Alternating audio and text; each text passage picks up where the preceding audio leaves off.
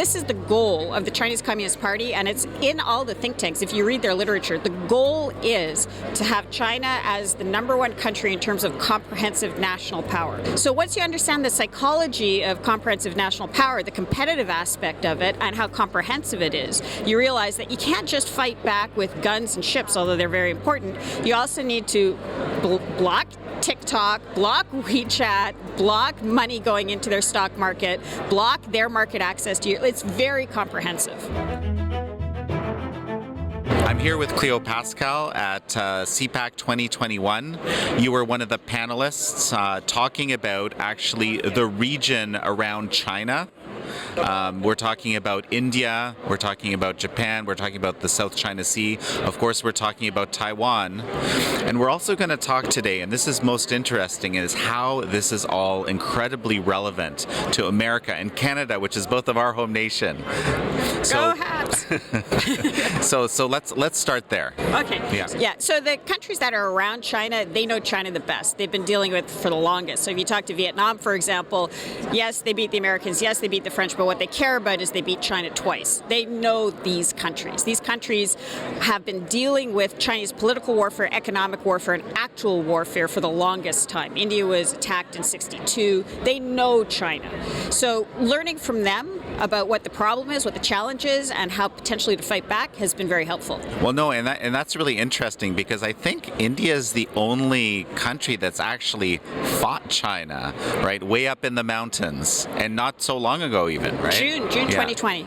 Yeah, the Chinese soldiers did a very interesting thing, which told us a lot about them. Which is there's a contested border area. They pushed through the border area. Long story short, they created an ambush situation, and they killed the commanding officer of the Indian grouping. And they thought that if you cut off the head of the chicken, that's it, it's finished. That wasn't what happened. The Indian soldiers fought back very, very hard with clubs and sticks and killed a lot of PLA soldiers. They're not admitting how many, but at the same time, 20 Indian soldiers died. And so everybody in India after that knows the name of the soldiers, knows what China is, and is completely unified behind dealing with China in very comprehensive ways. Banning apps, blocking FDI, all sorts of comprehensive ways that are actually effective at blocking China's political, economic, and actual warfare. Okay, so like a couple of quick things. First of all, just for the benefits of our audience, there were no guns up there, right? Like both sides basically had whatever weapons they could. I mean, the whole thing is it's a very interesting situation and hidden, and I'd love to dig into that a bit more. But the other piece, I think it's even more important, is that America, I think, and other countries like Canada, we have a lot to learn from India here. I think so. I think because what they understood was that China has this approach of comprehensive national power, which is that this is the goal of the Chinese Communist Party, and it's in all the think tanks. If you read their literature, the goal is to have China as the #1 country in terms of comprehensive national power. And it's an empirical calculation, and what goes into that calculation is things like access to natural resources, yours or somebody else's if you can control them, intellectual property, FDI, foreign direct investment, human capital, all these things that we disaggregate into different categories, they combine into one category, and the goal is to be #1 globally. So you can do that two ways. One is you get better, the other is you knock everybody else down. So if you have an epidemic going through your country and you think it's going to affect you, under the logic of comprehensive national power, it makes sense to let people get on flights and turn it into a pandemic so everybody else gets hit as well. So once you understand the psychology of comprehensive national power, the competitive aspect of it, and how comprehensive it is, you realize that you can't just fight back with guns and ships, although they're very important. You also need to block TikTok, block WeChat, block money going into their stock market, block their market access to you. It's very comprehensive. You know, I saw a tweet earlier this morning. Gavin Newsom posts a TikTok of XYZ. They're criticizing him for being in a restaurant. I was looking at this and going, what's Gavin Newsom doing using TikTok? What? Really? Yeah. So the thing about TikTok is one of the reasons why they blocked it, why the Indians blocked it, was it sucks up enormous amounts of metadata, and they're using the metadata to refine their weaponized AI systems. So if you block TikTok and WeChat, what you're blocking is their ability to refine their AI, which is a high priority for China in many different sectors. You're restricting their ability to get compromising information on you, so blackmail or influence operations become more difficult. If you're using WeChat, all the companies that are outside of China that do business in China have to use WeChat, which means they know all of your business secrets, so they can outcompete you. They know what you're bidding and how much you're paying for stuff. Additionally, you're increasing the value of their companies. When India blocked TikTok, it knocked about $6 billion off the valuation of ByteDance. That's like a nice, strong economic hit. So these things that seem like small things, banning TikTok, actually are extremely effective for fighting back against this comprehensive national power. No, I mean, this it's so interesting that you describe it this way, because first of all, maybe people still don't realize that the Chinese Communist Party or its apparatus has full access to the data in these apps, right? And why are they still here? Okay, so this is another component of comprehensive national power. So there's also under that, one of the mechanisms they use to advance power are the three warfares. So then this is all overt Chinese Communist Party doctrine. So you've got psychological warfare, media warfare, but also law warfare. So what happened in the case of WeChat was the U.S. under the previous administration said they were going to block it or ban it, and then this grassroots organization came out of nowhere of WeChat users to launch a legal case to say their First Amendment rights were being restricted if you block WeChat. So they're using our legal systems, the West's legal systems, in a lawfare case to push the comprehensive national power push of access to our information through things like WeChat. So our open systems, which what makes the West great, is a tool that's very effective for political warfare for the PRC unless we call it out, unless we acknowledge it and say, this isn't a grassroots organization, let's track the funding of this organization. So let's jump actually to, because I know we don't have a lot of time right now, there's so many things I want to talk to you about, but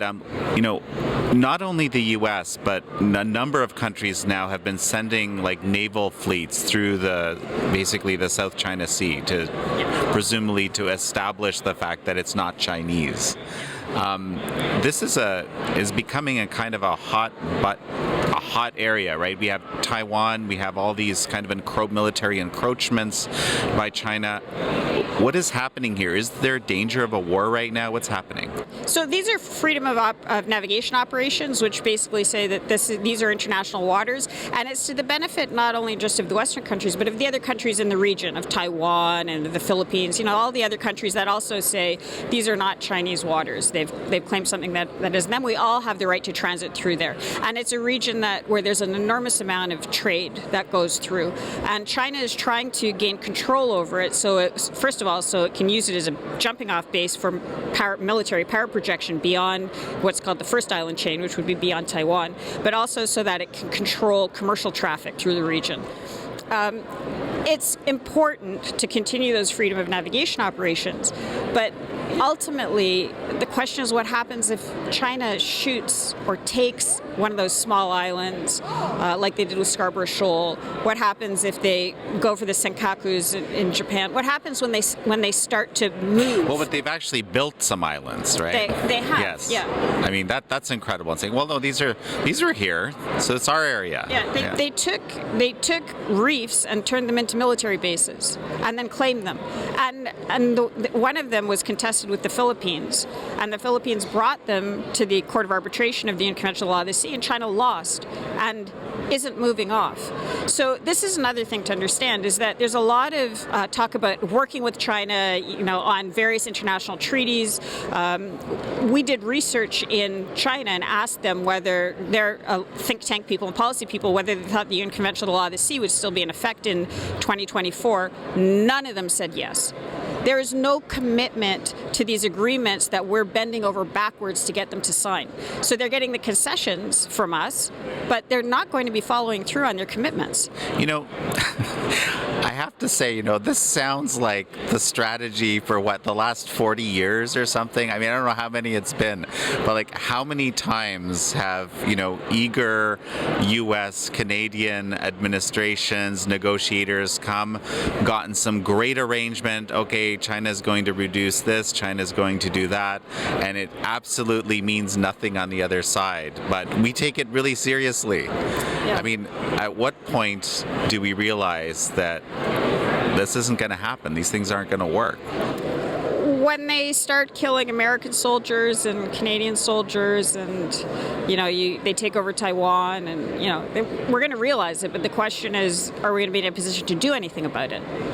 So it's coming. A situation where China shows its hand overtly, and that's why the allies in the region are so interesting. India knows this. They're not going to be making any concessions to China. They know that they don't follow through the. Japan's a little bit more complicated, but they definitely know what China is. So Vietnam certainly knows what China is. Australia is learning what China is. The closer you are, the clearer it is. So we'll see it, but hopefully it won't be too late to do something about it by then. Well, the U.S. is obligated to defend Taiwan, as I understand it. It was obligated by treaty to defend Philippines territory, and Scarborough Shoal went to China. So, there's maneuvering room, and in the case of Article 5 in Japan, I think the U.S. is only required to consider also. So now the Japanese also need to work on their own interoperability and force development and make the profession of being in the military more attractive to its own people, as does Taiwan. It would be good if they treated their own military people with the respect they deserve, because they're on the front line of a world conflict. They're the ones that are going to pay for it, and they deserve the respect for being in that position. But when it happened, when Scarborough Shoal happened in 2012, all sorts of excuses were found not to step up to the plate. So there's a lot of concern that the treaty won't trigger in the way that we hope it will or think it will. And if we're worried about it, then that means that China also isn't convinced. And if they're not convinced, they're more willing to push. Well, and so we are seeing, and I don't know if this is entirely correct, but really a lot of Chinese military activity around Taiwan. And it's, I mean, what message is this sending? Who is this message going to? And, some people are saying it's a very dire message. Absolutely, and it's one of the components of those three warfares is the psychological component, where it's wearing them down. It's wearing down Taiwan, and it's trying to create a psychology of kind of inevitability, so that this stage is an important stage for what might come next. And I'm not so sure that initially they might take some of the small Taiwanese islands physically, but there's a lot that can be done with cyber warfare and electronic warfare that would sort of soften up the state before you have an actual physical takeover. But if Taiwan falls, and this was something that was said here, and it's absolutely accurate, the defense of Taiwan is the defense of the U.S., because if Taiwan falls, then China has broken out of the first island chain, and it has shown all of the countries in the region that the U.S. won't defend even its closest allies. So if you're a leader in the Philippines or in Malaysia or in Indonesia, and suddenly you're off on your own against a very aggressive China and you don't think the U.S. is going to be there, if Taiwan goes red, the rest of it goes pink very quickly. There's a very good report out on this by Colonel Grant Newsham for the Center for Security Policy that is called, if Taiwan goes red, the rest goes pink. And it just goes. He goes through country by country by country how it all falls. Like, this is the actual domino effect that we were worried about during the previous Cold War. So Taiwan is critical. Taiwan needs to be defended. We've lost Hong Kong. lost Hong Kong.